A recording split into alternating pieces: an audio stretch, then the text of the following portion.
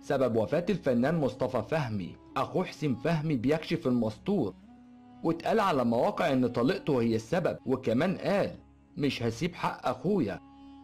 متابعينا، إذا كنتم من محبين الفنان مصطفى فهمي ادعوا له بالرحمة.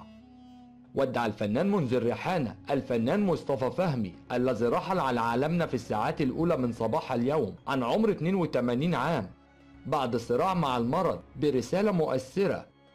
ونشر منذر ريحانة صورة أرشيفية للفنان الراحل مصطفى فهمي عبر حسابه الرسمي، وقال رحل بصمت، إن لله وإنا إليه راجعون، الله يرحمه ويسكنه فسيح جناته يا رب العالمين.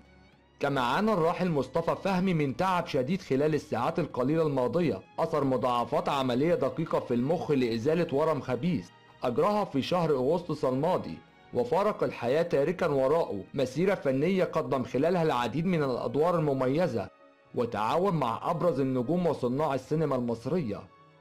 متابعينا الأعزاء، أرجو منكم الدعاء له بالرحمة والمغفرة، فالمتوفي يحتاج منا الدعاء.